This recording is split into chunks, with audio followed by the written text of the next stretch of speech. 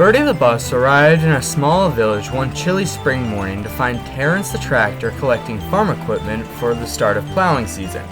Bertie and Terence had never been introduced, but Bertie knew of him from rescuing Thomas a few months previously. Terence was very friendly and perkily said, "Hello, I'm Terence."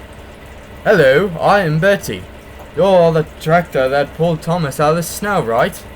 "I am indeed. You're the bus that lost a race to him, isn't that correct?" Bertie got defensive. "I only lost that race because I had to stop at this stupid village." "It isn't a stupid village.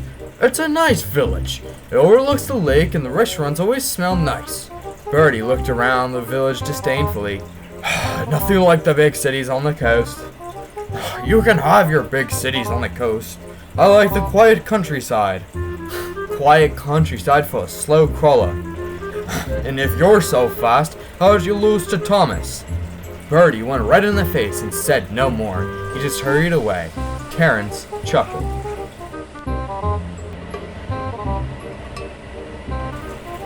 Later that day, Thomas stopped at Terence's field to chat. Terence had not forgotten about Bertie. "I met that Bertie today." "Oh, and how did it go?"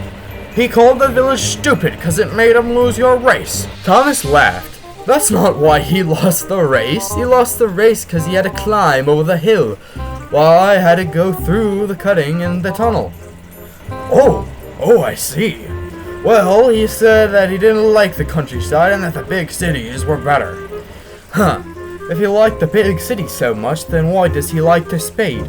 Driver says you can't get away with that kind of thing in the city. Goodbye." "Speeding? That's very dangerous." The next morning, Bertie ran into Terence again at the village.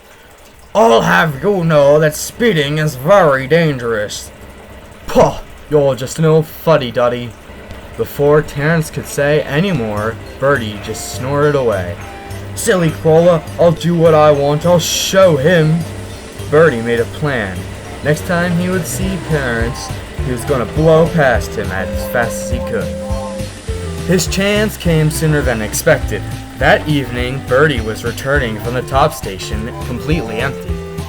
As he headed through a small river village, he saw Terence with his owner, his son, and the farmhand fishing.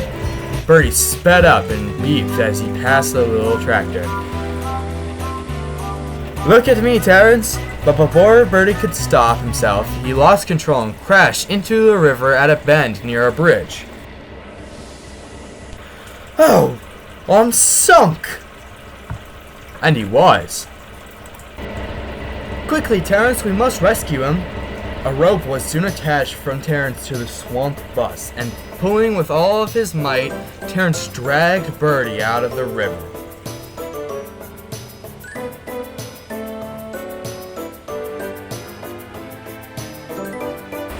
Bertie's driver got out and stormed around to the front of the bus. "You silly red rocket, you know better not to speed after the ticket last week. Now look at you.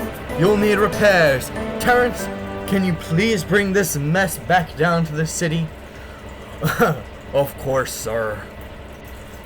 Without another word, the two made their way down the valley. As they headed through the swamps, Bertie piped up. "Oh, I'm sorry for getting so upset. I shouldn't have reacted like that." "It's okay. I'm sorry I teased you and nagged at you about the speeding." "It did get me in a right pickle, didn't it?" Haha. "Yes, and what do you say, Bertie? Friends?" "Friends."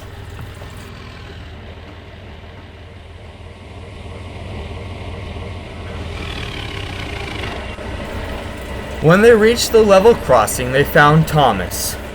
My, what happened here, Bertie? You're in no state for another race now."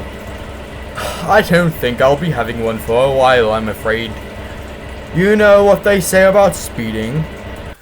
"Yes, indeed," laughed the little blue tank engine, and smiling broadly, the three friends made their ways down the valley.